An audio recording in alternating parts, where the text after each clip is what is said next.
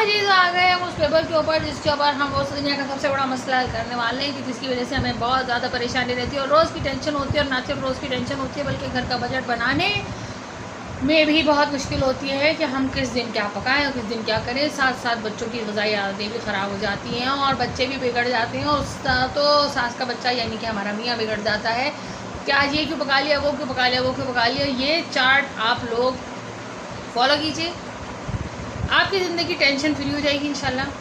तो जनाब, हम जब घर का खाना बनाने लगते हैं तो अब जो महंगाई हो रही है इसमें हमारे पास सबसे बड़ा मसला होता है घर का बजट कंट्रोल करना। ठीक, अच्छा जी। अब घर का बजट कंट्रोल इसी तरह से हो सकता है कि रोज़ गोश्त ना पकाया जाए। ठीक है, अच्छा हमारे इंडिया और दूसरे मुल्कों में रहने वाले वो लोग जो कि गोश्त नहीं खाते हैं जाहिर बात है उनके लिए प्रोटीन हासिल करना दालों सब्जियों से, वो इस तरह का हमें मेन्यू बनाना है कि ना सिर्फ गोश्त खाने वाले लोगों को प्रोटीन मिल सके बल्कि जो लोग गोश्त नहीं खाते उनके लिए भी हम बना सकें। ठीक, तो हमारे पास 3 खुराक के वो होते हैं ग्रुप्स। सबसे पहला होता है हमारे पास वेजीज़ यानी कि सब्ज़ियाँ। ठीक है, यानी कि सब्ज़ियाँ।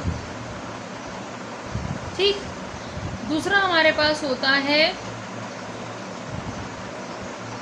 ग़िज़ाई ग्रुप लेंटिल्स या दालें। ठीक, तीसरा हमारे पास होता है मीट या पोल्ट्री यानी कि गोश्त या मुर्गी।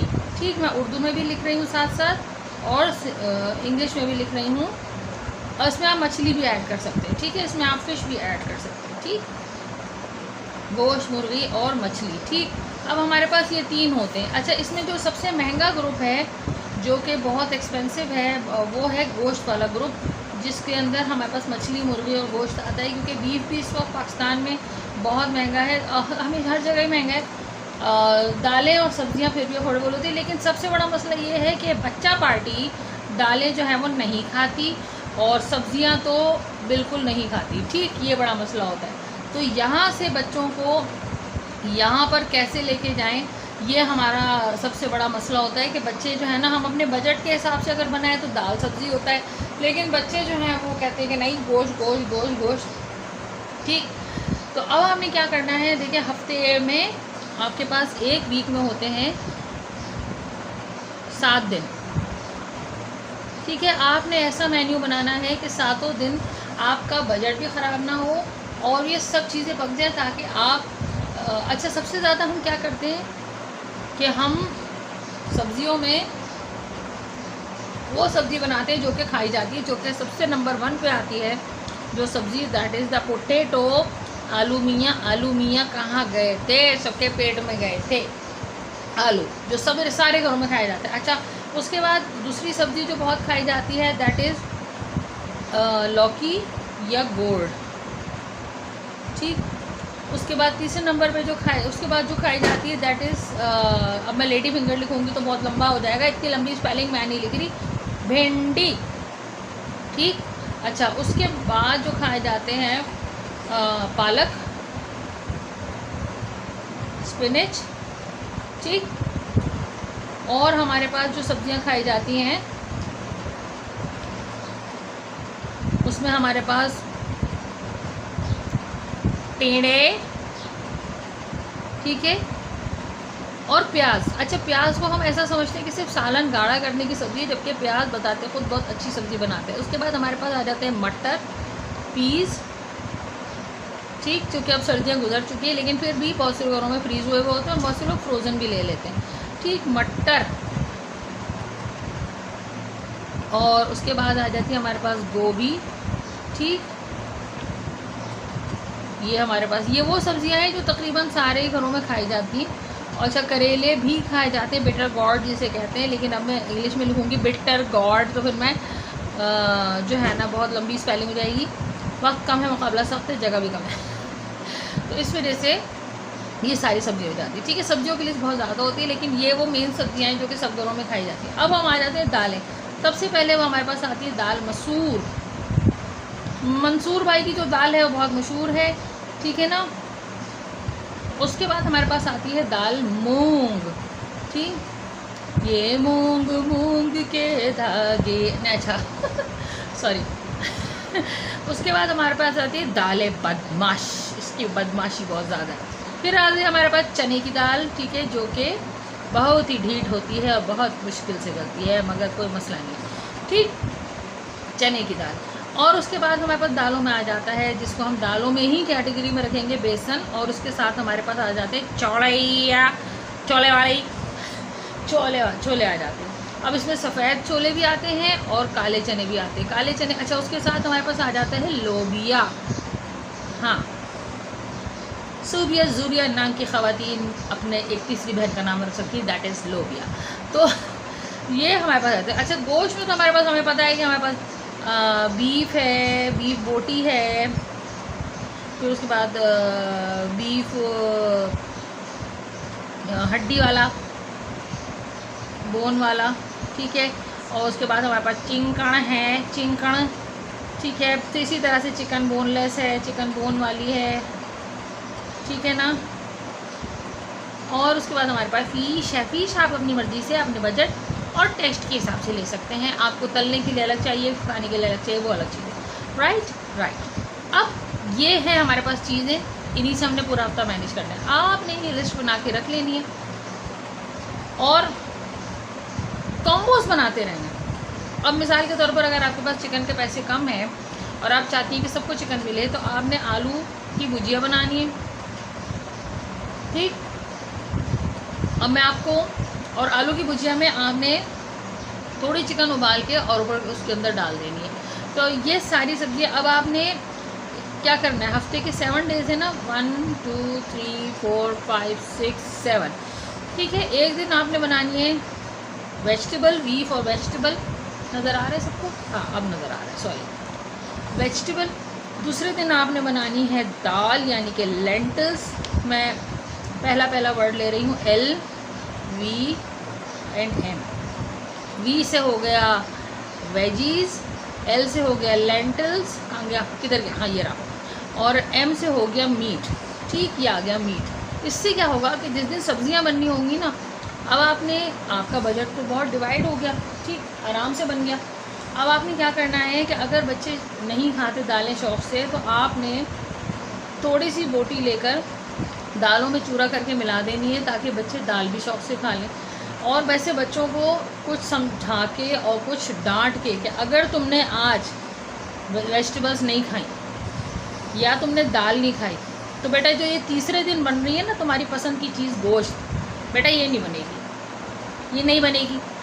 और उस दिन गोश्त की ज़ाहिर बात है बहुत सारी रेसिपीज़ होती हैं, कढ़ाई होती है, निहारी होती है, बिरयानी होती है, कबाब होते हैं, टिक्के होते हैं, वाइट कढ़ाई होती है, स्ट्यू होता है, कुछ भी आप है ना। तो आप बच्चे को देख लें, बच्चे की कमज़ोरी क्या है, कढ़ाई है, वाइट कढ़ाई है, जो कुछ भी है।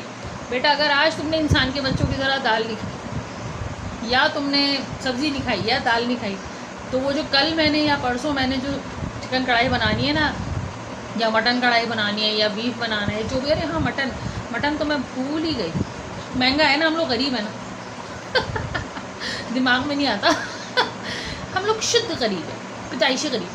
तो वो जो है तो वो जो है ना, वो मैं नहीं बनाऊँगी। और वाकई ना बनाए, नहीं बनाए, सबको बता दें कि भाई महंगाई बहुत हो रही है, एक दिन सब्ज़ी बनेगी, एक दिन दाल बनेगी, एक दिन गोश्त बनेगा, ठीक। हम आउट ऑफ बजट हो रहे हैं। अच्छा, रोज़ गोश्त खाना वैसे भी सेहत के लिए अच्छा नहीं है। जिस्म के अंदर फाइबर जाने चाहिए, जो कि सब्जियों से जाते हैं। जिस्म को प्रोटीन, जो लोग गोश्त नहीं खाते या वेजिटेरियन होते हैं, वो बहुत आराम से दालों और सब्जियों, दालों के साथ अपने जिस्म को प्रोटीन दे सकते हैं, क्योंकि दाल में स्पेशली लोबिया, सफ़ेद लोबिया हो या लाल लोबिया हो, पूरा गोश्त के प्रोटीन रखता है अपने अंदर।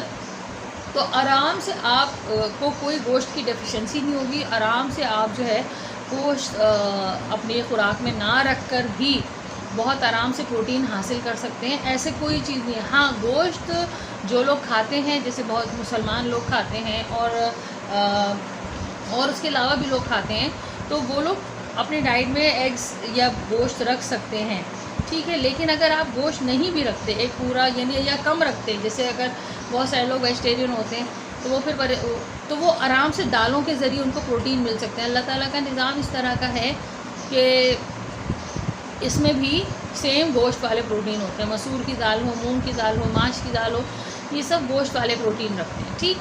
और अगर आपका बजट ख़राब हो रहा है, ऑब्वियसली इस वक्त चिकन, कराची में चिकन इस वक्त तकरीबन 750 रुपये किलो है। साफ़ गोश्त 800 रुपये किलो पे भी पहुंच जाता है साफ़ गोश्त।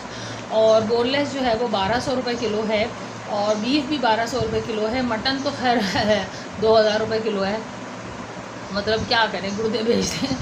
तो खैर, तो इस वजह से बहुत ज़्यादा महंगा है, और तनख्वाहें इस तरह से नहीं बढ़ रही हैं जिस तरीके से महंगाई बढ़ रही है।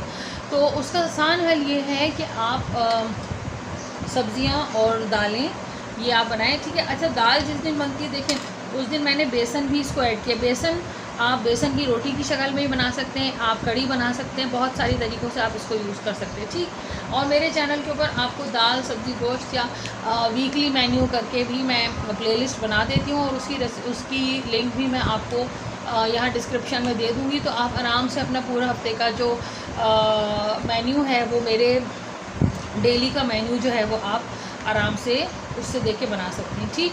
और सब्ज़ी पकाना, या अगर कोई सब्ज़ी की रेसिपी आपको नहीं आती तो वो भी आप मुझे बिल्कुल कमेंट में बता सकती हैं कि भाई हमें ये नहीं आती, या इस सब्ज़ी की ऐसी रेसिपी बताएं। जैसे कि लौकी है, लौकी बहुत से घरों में नहीं खाई जाती।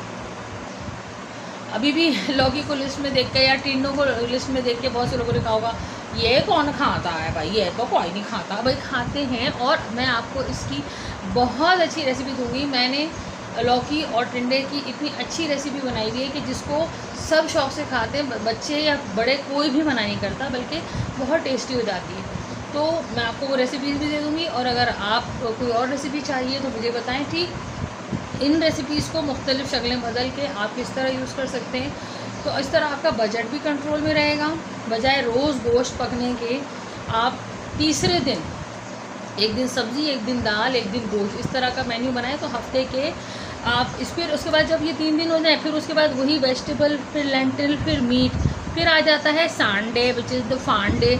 तो उस दिन देखिए ये ऑप्शनल होता है, संडे को या तो कहीं घूमने चले जाते हैं, या किसी के घर चले जाते हैं, या कोई हमारे घर आ जाता है, उस दिन भी गोश्त बन सकता है। तो अगर या तो आप बाहर चले जाएंगे घूमने फिरने, तो भी आप कुछ ना कुछ बाहर खाएंगे, तो वो गोश्त की ही डिश होती है नॉर्मली, बर्गर्स, पिज़्ज़ा, ये वो।